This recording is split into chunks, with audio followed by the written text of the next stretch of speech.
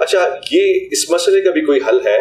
جدید تقاضوں میں یہ ہوتا ہے جی سفر میں بھی افطار تک پہنچے نہیں. ہمارے یہاں تو یہ ہوتا ہے کہ جی بھاگ رہے ہیں, دوڑ رہے ہیں, حادثات ہو رہے ہیں, ایکسیڈنٹس ہو رہے ہیں, کھجور منہ میں رکھنا ہے. تو اگر تھوڑی 5-10 منٹ تاخیر ہو جائے, یہ چلے آدھا گھنٹہ ہو جائے, تو روزہ چلا جائے گا ہاتھ سے, یہ باقی رہے؟ نہیں, روزے کو کوئی فرق نہیں پڑنا. دیکھیں جلدی کے چکر میں تو ہم نے دیکھا ہے کہ یہاں پہ اہل حدیث حضرات تو بعض اوقات 5 منٹ پہلے ہی اذان دے دیتے ہیں, تو لوگوں کے روزے توڑوا رہے ہیں. اچھا ہاں جی بالکل. ہم نے اپنے جیلم شہر کے اندر آبزرو کیا ہے کہ آج کل بالکل وہ اذانیں ان کی ٹھیک ہے. حنفیوں کے بھی بات ہو رہی ہیں, جیسے ہی رمضان شروع ہونا ہے نا, ایک دن میں کون سا ایسا ٹائم ٹیبل چینج ہو جاتا ہے, بس ایک ان کے دماغ میں ایک چیز چھائی ہوئی ہے, تو وہ اذان پہلے دے دیتے ہیں, لوگوں کے روزے توڑوا دیتے ہیں. آپ نے ٹائم ٹیبل کو فالو کرنا ہے. حالانکہ اہل حدیث حضرات کا سب سے بڑا ادارہ دارالاسلام پبلیکیشن ہے, ان کی اپنی ٹائمنگ کے مطابق بھی نا 6-7 منٹ پہلے وہ غروب آفتاب کروا رہے ہوتے ہیں, اور دارالاسلام کی ٹائمنگ بالکل درست ہے. تو وہ اپنی ٹائمنگ کو بھی فالو نہیں کر رہے. وہ 1955 کے اندر کہیں انہوں نے کوئی ٹائم ٹیبل ان کے لوگوں نے اس وقت کوئی کیلکولیٹ جو لمیٹڈ سورسز کے اندر کیے, ہم ان کی نیت پہ شک نہیں کرتے, لیکن اب تو ہمیں پتہ چل چکا ہے کہ پراپر ٹائمنگ کیلکولیٹ کرنے کا طریقہ کیا ہے. تو اس کے بعد تو میرا خیال ہے کوئی گنجائش نہیں ہونی چاہیے. تو یہ افراتفری مچانا اور اس کی وجہ سے ایکسیڈنٹ کرنا کوئی ضرورت نہیں ہے. تاخیر ہو جائے تو کوئی مسئلہ نہیں, کوئی مسئلہ نہیں ہے. تاخیر جس کو کنڈیم کیا گیا نا, وہ جان بوجھ کے تاخیر کرنا, بیٹھے ہوئے ہیں اور جان بوجھ کے آپ جو ہے نا وہ افطار کو لیٹ کر رہے ہیں خام خواہ, تو ظاہر ہے کہ آپ اللہ کے حکم کو توڑ رہے ہیں نا. سنت تو یہ ہے کہ آپ نے سحری جو ہے وہ لیٹ سے لیٹ کرنی ہے اور افطار جلدی سے جلدی کرنا ہے, لیکن ٹائم سے پہلے نہیں کرنا.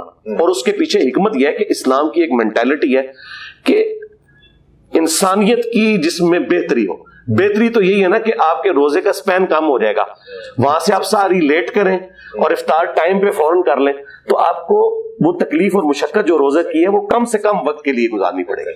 باقی اس کو جو سنی شیعہ کنفلکٹ بنا کے ایک مصیبت کھڑی کر دی ہے نا, تو یہ بالکل غلط ہے. اچھا کچھ ریسرچر نام نہاد یہ بھی کہتے ہیں جی دین تو ایک ہی ہے, اللہ تعالیٰ نے جو وقت رکھ دیا ہے وہ سب کے لیے یکساں ہے. مثلا حضرت عیسیٰ علیہ السلام کے زمانے میں جو روزے رکھے جاتے تھے, آج ان کی قوم یا ان سے چاہنے یا محبت کا دعویٰ کرنے والے چاند دیکھ کے افطار کر رہے ہیں.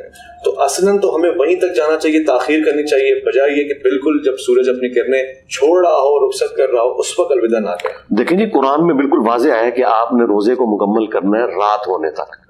اب رات کی ڈیفینیشن جو ہے وہ یہی ہے کہ غروب آفتاب کے بعد رات ہو جاتی ہے. یہ جو شام کا لفظ بولا جاتا ہے نا, وہ غروب آفتاب سے لے کے عشاء کا وقت داخل ہونے تک کو شام نہیں کہا جاتا.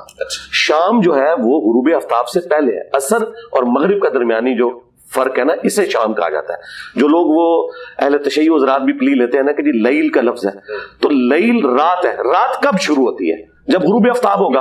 ہاں تو بس غروب آفتاب کے بعد رات شروع ہوگی. آپ غروب کو انشور کریں, یہ میں بھی اس حق میں ہوں کہ غروب کو انشور کرنا ضروری ہے. میں تو یہ نظانوں کے ساتھ روزہ نہیں کھولتا. اتفاق کرتے ہیں کہ پہلے مغرب کی نماز پڑھ لیں پھر افطار کریں. نہیں, پہلے آپ افطار کریں. ظاہر ہے اس مشقت میں اپنے آپ کو ڈھونڈ ڈالنا ہے. آپ پہلے افطار کریں, پھر تسلی سے آپ نماز پڑھیں. کہتے ہیں کہ خود سنت کا طریقہ کار بھی یہ رہا اور شیخین کا طریقہ کار بھی یہ رہا. وہ جو الموطا ممالک سے یہ روایت پیش کرتے ہیں وہ منقطع ہے. اچھا ہاں جی, وہ جس راوی نے بیان کیا ہے, نہ حضرت ابو بکر کا زمانہ اس نے پایا نہ حضرت عمر کا, اور اس نے کہا جی شیخین جو ہے وہ نماز مغرب پڑھنے کے بعد افطار کرتے تھے. وہ الموطا ممالک کی روایت ہی منقطع ہے. بلکہ میں ایک دفعہ اپنے استاد کے پاس بیٹھا ہوا تھا, جو میری ایک ہی ریکارڈنگ ہے مولانا اسحاق صاحب رحمہ اللہ کے ساتھ, جو 40 کوسچنز ہیں جو 23 مارچ 2012 کو ریکارڈ ہوئے تھے. تو اس دوران انہوں نے ایک کتاب اٹھائی ہوئی ہے اور وہ اینک سے کر رہے ہیں, اور پھر وہ انہوں نے ساتھ ہی بولا کہ بھائی این تے شیخان دا زمانہ ہی نہیں پایا ہوا, ایک ہی میں کہندا ہوا ہے. وہ یہی مسئلہ اس وقت بیان کر رہے تھے, اور یہ ویڈیو میں بھی آیا ہوا ہے. حمید بن عبد الرحمن سے روایت ہے کہ حضرت عمر بن الخطاب اور حضرت عثمان بن عفان رضی اللہ عنہ نماز پڑھتے تھے مغرب کی رمضان میں, جب سیاہی ہوتی تھی پشان کی طرف, پھر بعد نماز کے روزہ کھولتے تھے. تھلے لکھا کیونکہ مغرب کی نماز جلدی پڑھتے تھے, اس وجہ سے روزہ کا وقت مکروہ نہ ہوتا تھا. ابن ابی شیبہ نے انس رضی اللہ عنہ سے روایت کیا کہ میں نے کبھی نہیں دیکھا رسول اللہ صلی اللہ علیہ وسلم کو نماز پڑھتے مغرب کی قبل افطار کے, اگرچہ ایک ہی گھونٹ پانی کا. پس پیروی رسول اللہ کی مقدم ہے حضرت عمر حضرت عثمان کی پیروی سے, اور شاید یہ پھر ان کا کسی عذر کے سبب سے. یہ میرے بھائی نے روایت بخاری موطا جی بھائی حضرت عمر اور حضرت عثمان رضی اللہ عنہ یہ مغرب کی نماز پڑھ لیں گے سی جدوں سورج ڈب جاتا سی رمضان دے, روزہ نہیں سی کھول دی, روزہ نماز تو بعد کھول دے سی, اور یہ معاملہ رمضان شریف اے موطا کی روایت.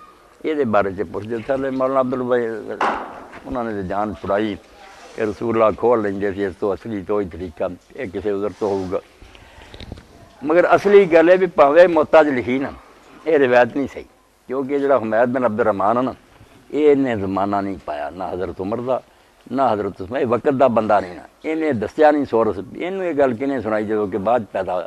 یعنی یہ جو میں کہہ رہا ہوں نا روایت منقطع ہے، تو یہ میرا صرف موقف نہیں ہے، جو علم حدیث میں ایکسپرٹیز رکھنے والے لوگ ہیں، مولانا سعد صاحب کے بارے میں تو کوئی نہیں کہہ سکتا نا کہ وہ کوئی سنی شیعہ کنفلکٹ سے آزاد نہیں ہوئے تھے، یقیناً وہ آزاد تھے، وہ تو اتحاد امت میں اس دور میں اماموں میں، کیا بات ہے۔